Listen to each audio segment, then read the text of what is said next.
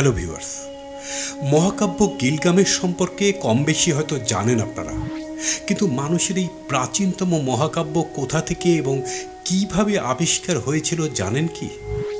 হারিয়ে যাওয়া অ্যাসিরীয় সভ্যতার নিদর্শন আবিষ্কৃত হয়েছিল বর্তমান ইরাকে, আর এই ধ্বংসাবশেষের মধ্যেই আবিষ্কৃত হয় অ্যাসিরীয় সম্রাট আশুরবানিপালের গ্রন্থাগার, যা মূলত মানুষের প্রাচীনতম গ্রন্থাগার। এই গ্রন্থাগার থেকে উদ্ধার করা হয়েছিল মহাকাব্য গিলগামেশ। চলুন মানুষের এই প্রাচীনতম গ্রন্থাগারের রোমাঞ্চকর ইতিহাস জেনে নেওয়া যাক। Welcome to my channel mystery of history.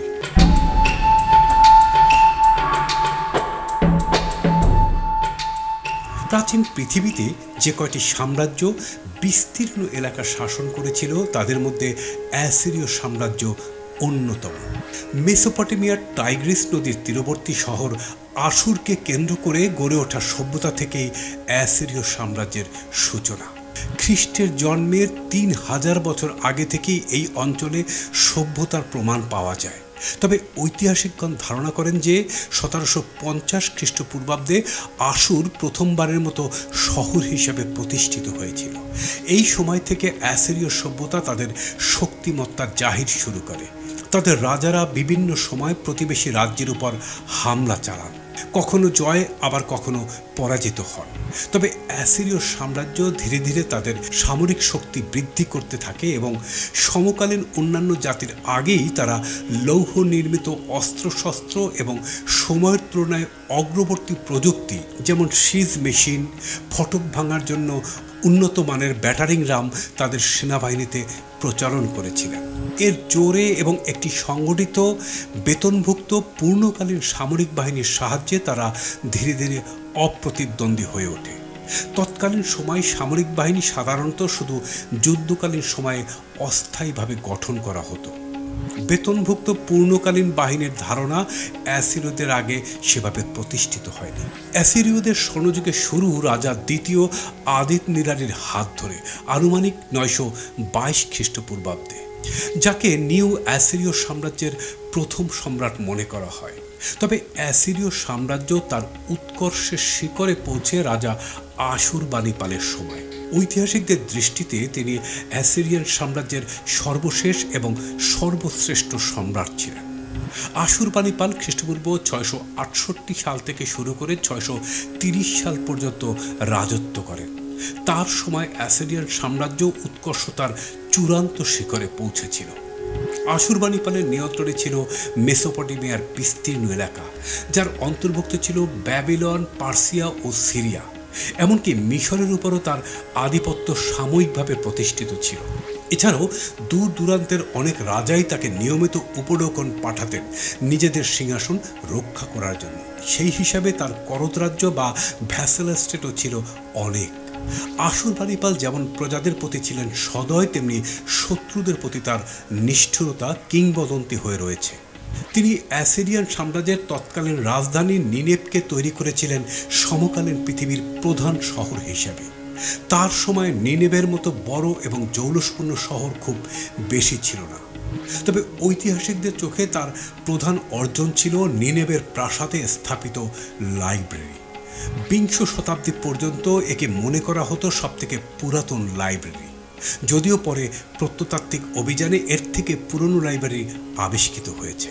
তবে একথা অনস্বীকার্য যে আশুরবানিপালের লাইব্রেরি সম্ভবত ইতিহাসের প্রাচীনতম রাজকীয় গ্রন্থাগার এবং আনুষ্ঠানিকভাবে বইয়ের শ্রেণীবিন্যাস করার দিক থেকে পৃথিবীর প্রথম। চলুন দেখে নেওয়া যাক কীভাবে প্রতিষ্ঠিত হয়েছিল এই লাইব্রেরি।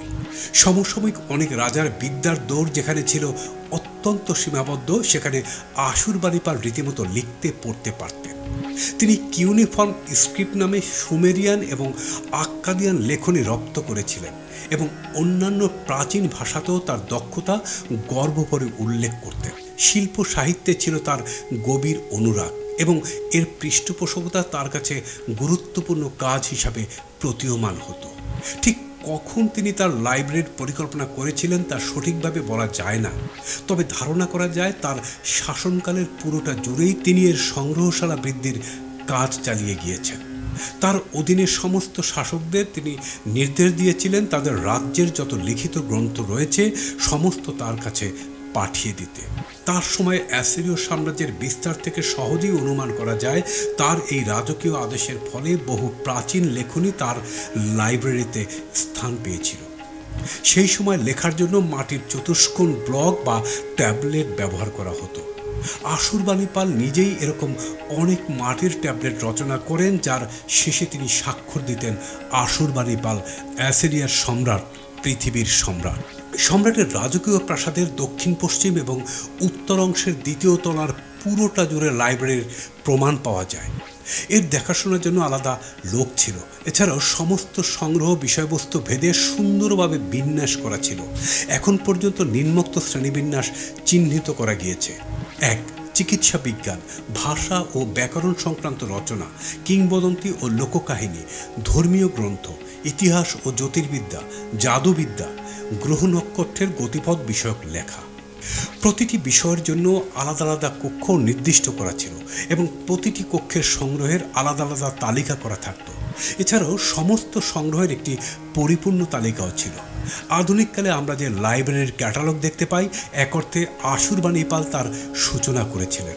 শুধু তাই নয়, তিনি ইতিহাসে প্রথম হিসাবে বুক কার্স বা পুস্তকের অভিশাপের অবতারণা করেছিলেন। লাইব্রেরির বই চুরি ঠেকাতে প্রত্যেকটি বইতে চোরের ধ্বংসে দেবতার অভিশাপ ঘোষণা করা হয়েছে। চলুন দেখে নেওয়া যাক অ্যাসিরীয় সাম্রাজ্যের পতন এবং এই লাইব্রেরির পরিণতি কি হয়েছিল। আনুমানিক 630 খ্রিস্টপূর্বাব্দে আশুরবাণীপালের মৃত্যুর পর তার উত্তরাধিকারীদের মধ্যে সাম্রাজ্য দখলের নিমিত্তে গৃহযুদ্ধ আরম্ভ হয়। পরিস্থিতির সুযোগ নিয়ে অ্যাসিরীয় সাম্রাজ্যের অন্তর্ভুক্ত অনেক রাজ্য আলাদা হয়ে যায়। 612 খ্রিস্টপূর্বাব্দে শত্রুদের হাতে রাজধানী নিনেবের পতনের সাথে সাথে পরাক্রমশালী অ্যাসিরীয় সাম্রাজ্যের সমাপ্তি হয়। অ্যাসিরীয়দের প্রতি তীব্র বিদ্বেষ থেকে শত্রুরা নিনেবকে পুড়িয়ে ছারখার করে দেয়। লাইব্রেরি চাপা পড়ে সম্রাটের রাজকীয় প্রাসাদের জ্বলন্ত দেয়ালের নিচে। চলুন দেখে নেই কীভাবে আবিষ্কার হয়েছিল এই সুবিশাল সংগ্রহের লাইব্রেরি। 1949 সালে ব্রিটিশ মিউজিয়াম পরিচালিত প্রজেক্টে প্রাচীন শহর নিনেব খননের সময় সর্বপ্রথম ব্রিটিশ প্রত্নতাত্ত্বিক অস্টিন হেনরি লিন্ড এই লাইব্রেরির সন্ধান পান। তখন থেকে শুরু করে 1930 সাল পর্যন্ত সময় এর বিভিন্ন অংশ উন্মোচিত হয়। হেনরি লিন্ডের কাজ পরবর্তীতে এগিয়ে নেন ইরাকি প্রত্নতাত্ত্বিক হরমুশদ রোসাম, ব্রিটিশ পুরাতাত্ত্বিক রলিনসন সহ আরও অনেকে। এই বিশাল সংগ্রহের কথা জানতে পেরে পৃথিবী হতবাক হয়ে যায়। ব্রিটিশ মিউজিয়ামের হিসেব অনুযায়ী অন্তত 30,000 ট্যাবলেট উদ্ধার করা হয়েছে। বিশাল এই সংগ্রহ টিকে থাকার পিছনে কারণ হিসেবে বলা হয়, যখন নিনেবের পতন হয় তখন রাজপ্রাসাদে আগুন দেওয়ার ফলে লাইব্রেরির মাটির ট্যাবলেটগুলো আগুনে পুড়ে শক্ত হয়ে গিয়েছিল, যা একে যুগের পর যুগ টিকে থাকতে সাহায্য করেছে। সুতরাং যারা আগুন দিয়েছিল তাদের একটা ধন্যবাদ দিতেই হয়, কারণ তা না হলে হয়তো ইতিহাসের এক বড় অধ্যায় আমাদের অজানা থেকে যেত। আশুরবাণীপালের লাইব্রেরির প্রত্যেকটি সংগ্রহ ঐতিহাসিকভাবে গুরুত্বপূর্ণ, তবে এর মধ্যে দুই একটির কথা আলাদা করে না বললেই নয়। 1. গিলগামেশ। এই বিশাল মহাকাব্যে বর্ণিত হয়েছে উরুক রাজ্যের রাজা গিলগামেশের নানা অভিযানের রোমাঞ্চকর কাহিনী। পৃথিবীর প্রথম লিখিত সাহিত্য এবং প্রথম অ্যাডভেঞ্চার কাহিনী হিসাবে এটি স্বীকৃত। 2. এলুমা এলিশ। বেবিলনবাসীদের দৃষ্টিতে পৃথিবী, স্বর্গ ও নরক সৃষ্টির উপাখ্যান। 3. Great flat. মানুষ সবিস্ময়ে আবিষ্কার করে যে আশুরবাণীপালের লাইব্রেরির ট্যাবলেটে মেসোপটেমিয়াতে এক মহাবন্যার কথা বর্ণনা করা হয়েছে, যা বুক অব জেনোসিস ও কুরআন শরীফের বিবরণের বহু আগে রচিত এবং তার সাথে অনেকটা সাদৃশ্যপূর্ণ। যদিও লাইব্রেরি পাওয়ার ট্যাবলেটের কাহিনী সমকালীন দেবদেবীর প্রেক্ষাপট থেকে লিপিবদ্ধ করা, তারপরও এর ঐতিহাসিক মূল্য কম নয়। গ্রেট ফ্ল্যাটের এই বর্ণনাই এখন সবচেয়ে পুরাতন বলে স্বীকৃত।